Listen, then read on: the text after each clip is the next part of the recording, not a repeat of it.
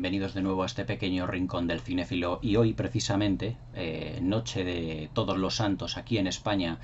pero para muchos por diversión, la noche de Halloween, hoy os voy a hacer un especial de varias películas que conmemoran precisamente eso, la noche de Halloween.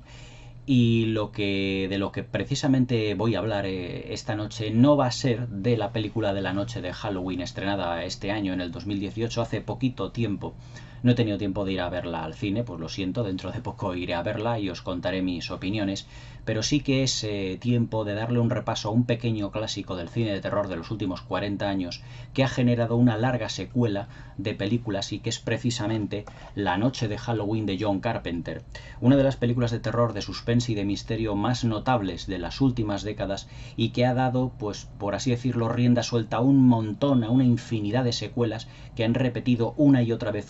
el mismo esquema narrativo, incluso queriendo vendernos, por así decirlo, la misma película, pero ninguna con la maestría con la que John Carpenter filmó esta pequeña obra maestra, esta pequeña joya del cine de suspense y de terror,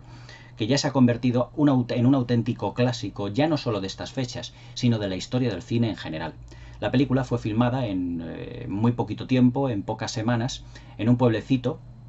en Estados Unidos que sería el posterior llamado Haddonfield, y que lanzó al estrellato a la que era por aquel entonces la hija de una gran estrella de Hollywood, mejor dicho, de dos grandes estrellas de Hollywood, que eran Janet Leigh y Tony Curtis. En este caso estoy hablando de Jamie Lee Curtis, la hija de estas dos grandes estrellas de cine,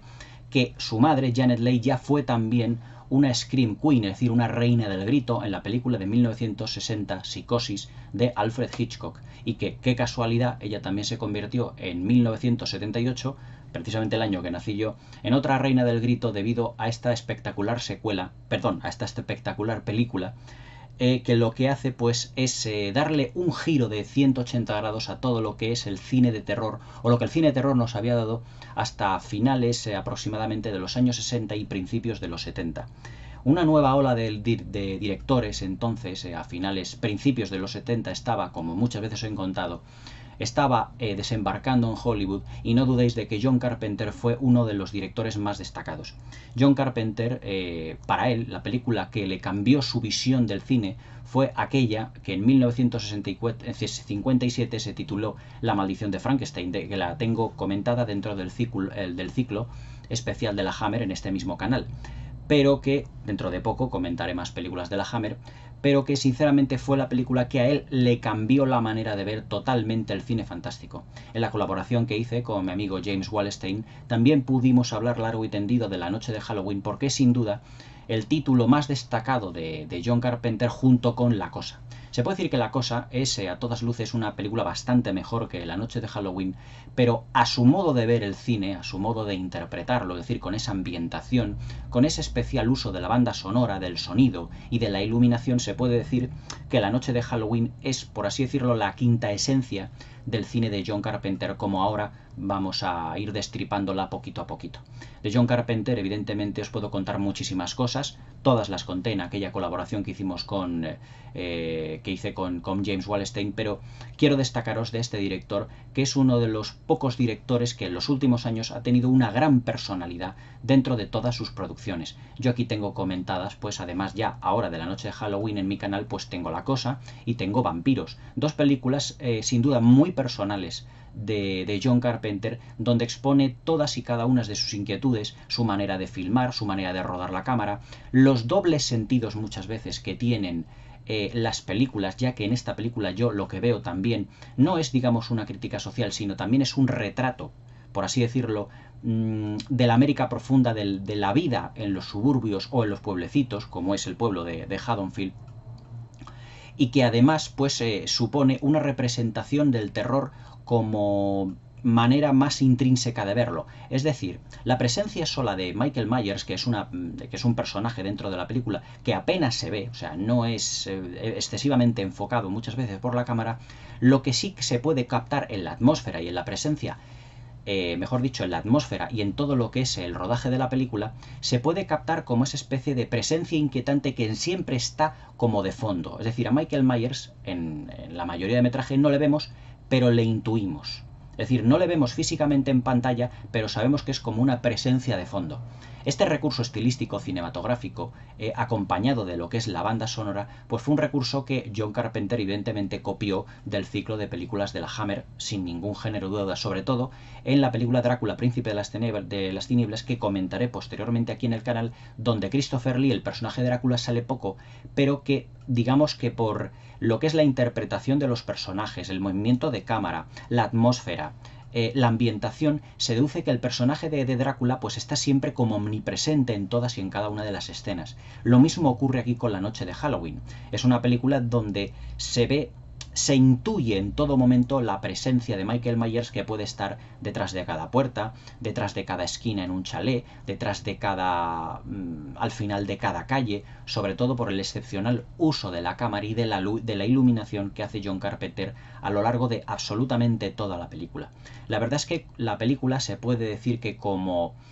alarde estilístico visual se puede decir que es una obra maestra, ya que John Carpenter utilizó la cámara, digamos, para narrar la película de un modo en el que la cámara se comportase como una persona como nosotros, es decir, la cámara se comporta como un personaje más que va pues escudriñando, por ejemplo, en la oscuridad, escudriñando por las calles oscuras en la noche de Halloween, escudriñando pues por todos lo que son las casas entrando, en sus patios, en sus cocinas, como hay muchísimas secuencias de esta película donde Michael Myers es como si nosotros fuéramos el propio Michael Myers y fuésemos descubriendo muchas zonas del pueblecito de Haddonfield. Argumentalmente la película no tiene un guión excesivamente complejo. Narra la historia de un niño que en la noche de Halloween asesina a una hermana suya en un alarde técnico, una secuencia que es un plano secuencia absolutamente espectacular, y que es descubierto por sus padres, por la policía, e ingresado en una clínica psiquiátrica en el que después de una serie de años, aproximadamente entre 15 y 20 años, es devuelto a la sociedad y tratado por, sin duda, uno de los mejores actores de lo que es el cine fantástico y de terror y de suspense de aquella época de los años 50, 60, 70, que es Donald Pleasence, que ahora hablaremos un poquito de él. Después de haberle puesto en libertad, pues nuevamente en la noche de Halloween, pues retoma su antiguo, por así decirlo, su antiguo vicio y va asesinando una serie de personas pues a lo largo de todo lo que es la noche de Halloween propiamente dicha. El reparto de actores, la verdad es que, como os he dicho anteriormente, está evidentemente destacado por Jamie Lee Curtis, la hija de Janet Leigh y de Tony Curtis, que se convirtió en aquel momento como en la estrella del grito, en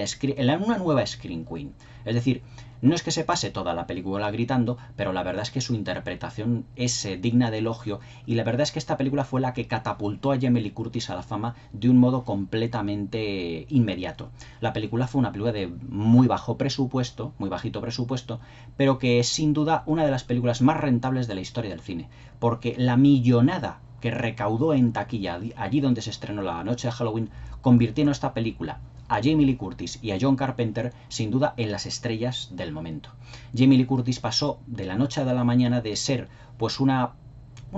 actriz prácticamente y totalmente desconocida a una actriz a la que se la tuvo en cuenta no pocos directores, como por ejemplo el mismo John Carpenter en aquella película también de suspense llamada La Niebla. La hemos visto también en Un pez llamado Banda, de la película de John Cleese, aquella comedia. La hemos visto en Mentiras arriesgadas junto a Arnold Schwarzenegger con James Cameron. Es decir,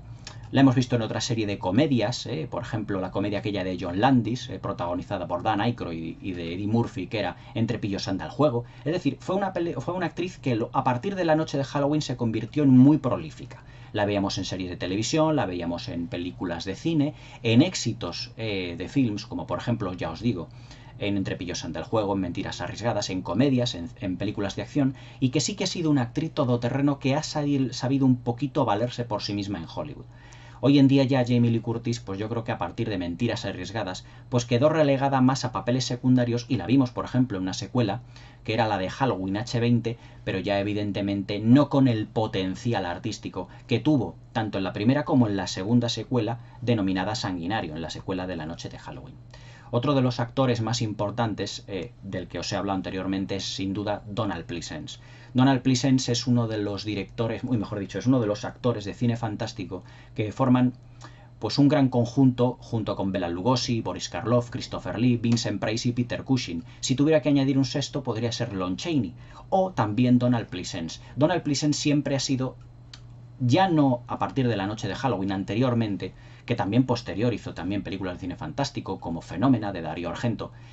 un actor también de personajes bastante truculentos. El físico especial que tenía Donald Pleasence pues daba a entender que no era un actor excesivamente todoterreno. Para mucho tipo de papeles no podría dar, efectivamente por su físico, una imagen de galán, pero sí que Donald Pleasence, con esa interpretación como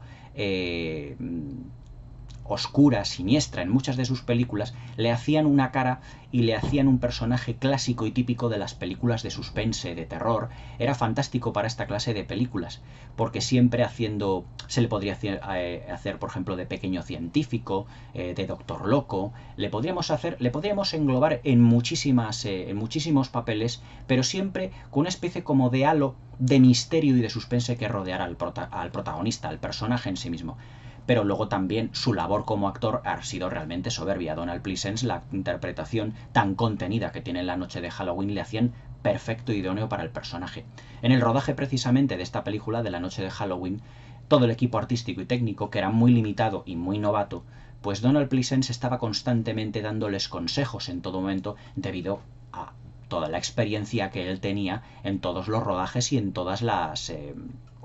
por así decirlo, en todo lo que es el cómo encuadrar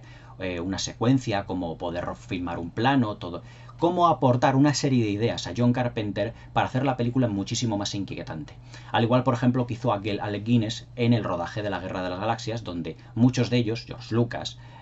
Mark Hamill, Harrison Ford, eran muy novatos, pero Alec Guinness era el veterano. Pues se puede decir lo mismo aquí de La noche de Halloween y de Donald Pleasence. Donald Pleasence es a La noche de Halloween lo que Alec Guinness fue a La Guerra de las Galaxias en 1977. Fue el veterano, la persona que aportó su experiencia para que todos pudieran haber aprendido de él. Otro de los personajes que sale en esta película, ya mucho más secundario, pero que yo creo que sí que merece un poquito la pena mencionar, es el personaje de la chica de la amiga de Lori, de la amiga del Jamie Lee Curtis, que es P.J. Soles, que es una actriz que fue muy prolífica a finales de los 70 y sobre todo en la década de los 80, pero que hoy realmente ya no está,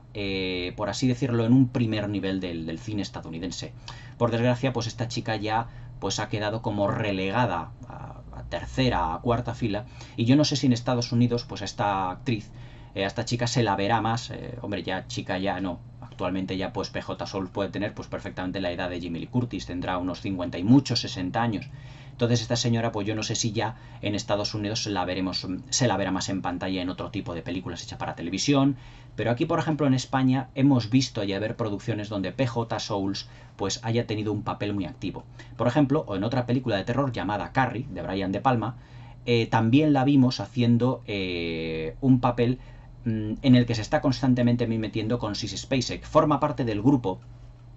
en el que se están metiendo con Carrie constantemente. En esta película, pues la verdad es que ella pues sirve como víctima a Michael Myers en una de las secuencias más escalofriantes que tiene la película, que ahora mismo comentaré. Después de comentar lo que es el reparto, a mi modo de ver, Jamie Lee Curtis, Donald Pleasence y P.J. Soles son el triunvirato que en esta película pues hacen posible pues toda una serie de secuencias que la hacen prácticamente inolvidable. La verdad es que John Carpenter sí que supo escoger en un casting, evidentemente, exceptuando a Donald Pleasence, en Jamie Lee Curtis y en P.J. Soles sí que supo ver en el casting de esas dos actrices tan jovencitas, pues unas pequeñas reinas del grito para favorecer completamente su película. Pero el fuerte, evidentemente, de John Carpenter es la atmósfera, dominada, mejor dicho, realizada con un dominio de la parte técnica, como ahora os voy a ir comentando. La noche de Halloween también, además, lo que supuso fue como una especie como de espaldarazo que dio Hollywood a una serie de monstruos clásicos y como la apertura a una serie de monstruos completamente nuevos, ya basados más en el slasher, en el cine gore y en el cine pues de slasher, me refiero al cine de salpicaduras de sangre, por así decirlo.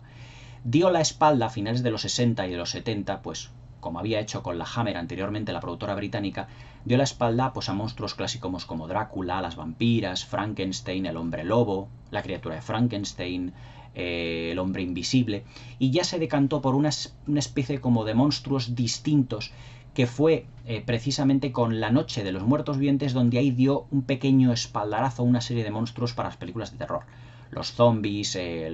las niñas poseídas, por ejemplo, El Exorcista, las películas de incubos y de súcubos, de diablos, de demonios, de posesiones, pero sobre todo la de personajes que, ataviados con una máscara,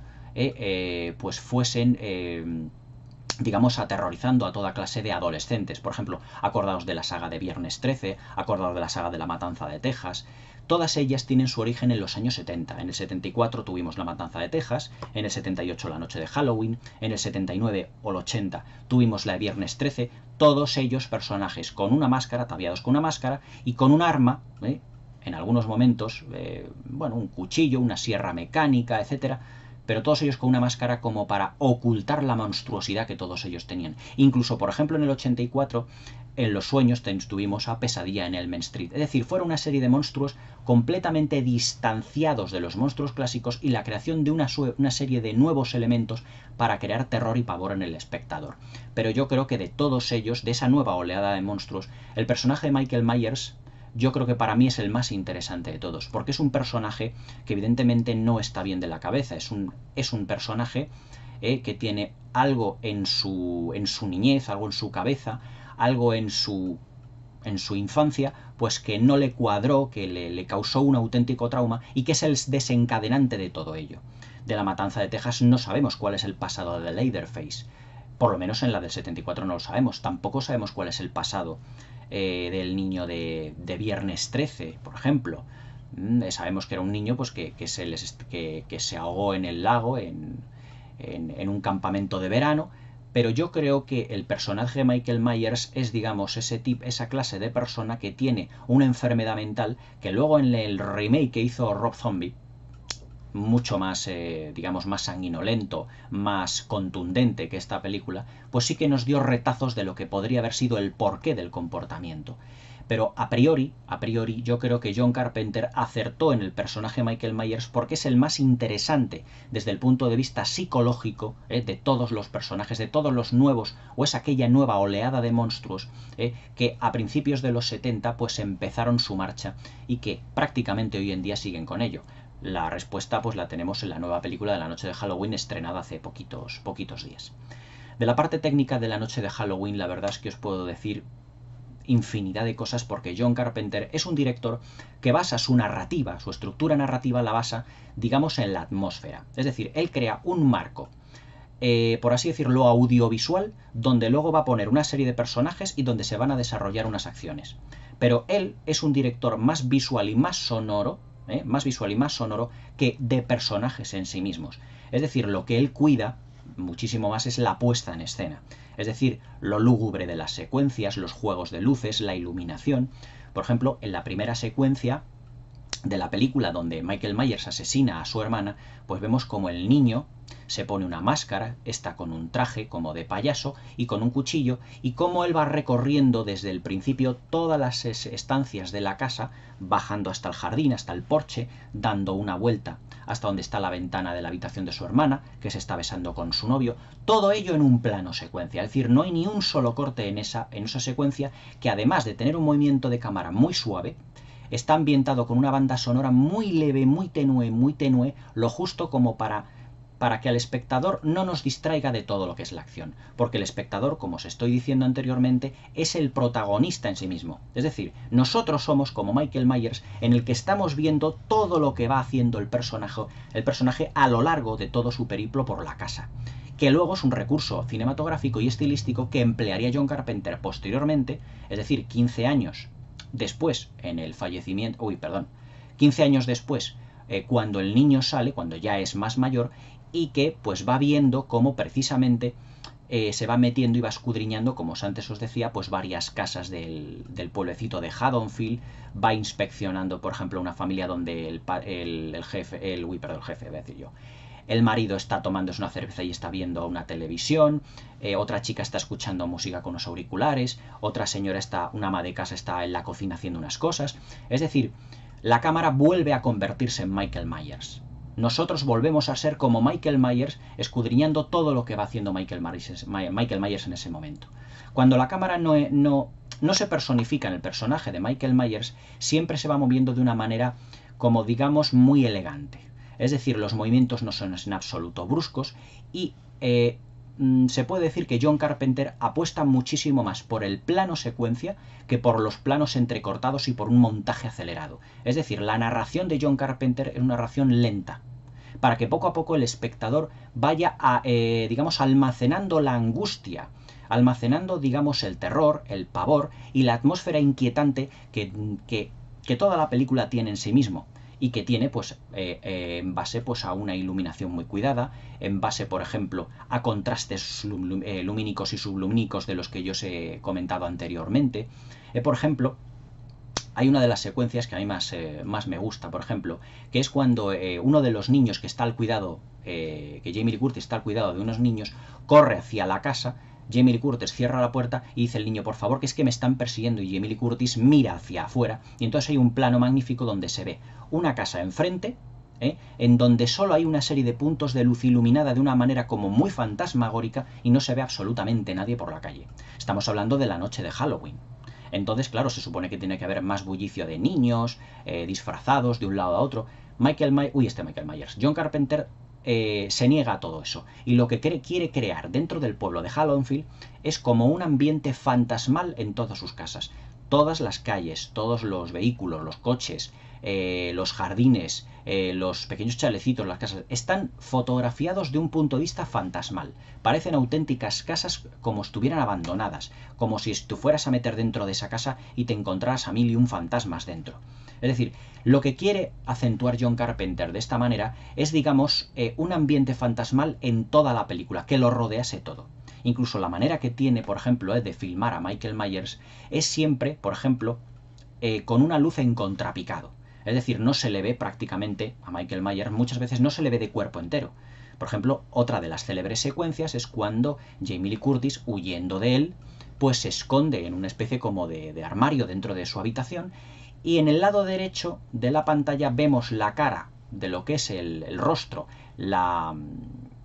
¿cómo os diría yo? La máscara de Michael Myers muy tenuemente iluminada, con una luz en contrapicado, es decir, no desde arriba, sino desde abajo, para que se le puedan ver las facciones como más terroríficas, con esos ojos como hundidos. Por ejemplo, también en el asesinato que tiene del novio de PJ Souls, después de que se han acostado en aquella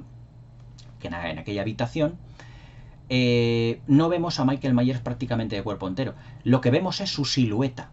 Es decir, vemos cómo apuñala al chico, cómo lo deja prácticamente clavado en la pared, y cómo con un leve movimiento de cabeza, pues él es como si estuviera esperando a que falleciera, a que muriera, pero le vemos iluminado siempre muy tenuemente. Es decir, como si John Carpenter quiera dar un halo fantasmal también nuevamente, no solo a lo que es la puesta en escena, sino también al personaje en sí de Michael Myers, como si fuera un espectro que aparece y desaparece en cualquier momento y que está en todas partes. Es decir, no sé si os habréis dado cuenta viendo esta película que dices, hombre, ¿cómo puede estar en esta parte y de repente en esta otra? Porque John Carpenter lo que quiere darle a Michael Myers es un halo fantasmagórico, como de espectro de que te le puedes encontrar en cualquier momento. Y que, por lo tanto, en cualquier esquina, los protagonistas de la película pueden fallecer y pueden ser asesinados por este personaje que no sabemos realmente por dónde va a salir. Eso, evidentemente, es otro recurso cinematográfico dentro de la estructura narrativa que hemos visto en muchas películas. Por ejemplo, en Alien no sabemos dónde está. Llega un momento y dices, ¿y dónde estará el monstruo? ¿Dónde estará el bicho? ¿Por dónde podrá salir? Lo hemos visto en múltiples películas, en Depredador, en Alien, en muchas películas de terror. Pero yo creo que John Carpenter o La Noche de Halloween se distancia de todas ellas debido a que John Carpenter le da un halo fantasmagórico al personaje Michael Myers. Es decir, no es un monstruo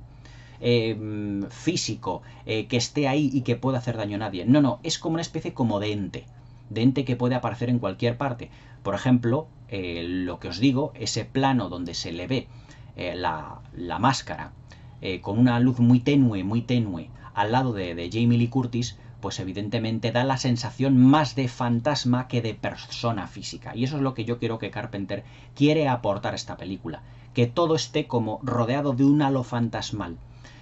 Si os dais cuenta, incluso los planos que tiene John Carpenter, no en esta película, sino en la mayoría de sus películas, se desarrollan más por la noche. Muy pocas secuencias se desarrollan por el día. Y si es un día como nubloso, lluvioso. Es decir, las películas de terror de John Carpenter son películas de suspense donde constantemente busca la inquietud del espectador en todo momento. Y que sus personajes, ya sean zombies, ya sean asesinos en serie, ya sean vampiros, ya sea lo que sea, se comportan como auténticos fantasmas que aparecen y desaparecen como si nadie supiera realmente dónde va a encontrar el misterio y todo ello. Otra de las secuencias realmente que merece la pena comentar es por ejemplo, aquella secuencia donde PJ Souls es asesinada viendo, por ejemplo, cómo Michael Myers se pone como una sábana por encima y se pone las gafas de su novio. Ella se cree que está pues intentando jugar con él, pero en realidad es efectivamente Michael Myers que se ha puesto esa sábana. Como os estoy diciendo, esa sábana que se ha puesto encima es para acentuar más si cabe la imagen de fantasma que quiere John Carpenter que veamos en Michael Myers. Y luego lo de las gafas pues es para que el personaje de PJ Souls evidentemente crea que es su novio, para engañarla. Es decir, ahí hay una dualidad entre persona física y fantasmal muy inteligentemente. Pero la verdad es que la secuencia es totalmente espectral, porque solo se le ve iluminado a Michael Myers con la sábana. Pero nuevamente no le vemos el cuerpo. Vemos lo que quiere John Carpenter que veamos. Es decir, un halo fantasmagórico en el personaje de Michael Myers. La verdad es que La Noche de Halloween es una película que se puede comentar casi plano por plano. Se puede comentar muchísimo de su atmósfera, de su banda sonora, muy característica dentro de lo que es el buen hacer que tiene John Carpenter a la hora de componer bandas sonoras, pero siempre muy inquietantes y con poquitos acordes que los va repitiendo en momentos cumbre de la película para acentuar más si cabe el suspense. Las bandas sonoras de las películas de John Carpenter no son bandas sonoras excesivamente y estilísticamente preparadas para producir mil emociones al espectador, no. Es una banda sonora muy estudiada, con muy pocos acordes, y ahí la inteligencia que tiene John Carpenter para provocar la inquietud en el espectador. La Noche de Halloween es sin duda una de las películas cumbre del cine de terror de los últimos 40 y 50 años y sin duda una de las grandes joyas del cine de suspense de todos los tiempos. La película en el imaginario popular es mucho más gore, mucho más, por así decirlo, más sanguinolenta que lo que en realidad es, porque la sola mención de un personaje con una máscara que no vemos su expresión para nada, su rostro, la maldad que se puede ocultar detrás de él, pero armado con un cuchillo ya provoca pues evidentemente una expectación terrorífica dentro de lo que es el imaginario popular de lo que es de los adolescentes, de los adultos, cuando hemos ido al cine a ver este tipo de películas y cuando hemos podido disfrutarlas en un formato doméstico. Yo la tengo en alta definición, en Blu-ray, la he visto varias veces y sin duda ver en alta definición esa maravillosa atmósfera que John Carpenter consigue es realmente magnífica. La Noche de Halloween es la película perfecta, la original, una película perfecta para precisamente esta noche de difuntos. Espero que me comentéis, hagáis todos los comentarios que queráis, que os suscribáis al canal para que no os perdáis ninguno de mis nuevos vídeos. La Noche de Halloween de Jamie Lee Curtis, Donald Pleasence y John Carpenter. Una pequeña obra maestra del cine de suspense de todos los tiempos. Que la disfrutéis. Hasta mañana.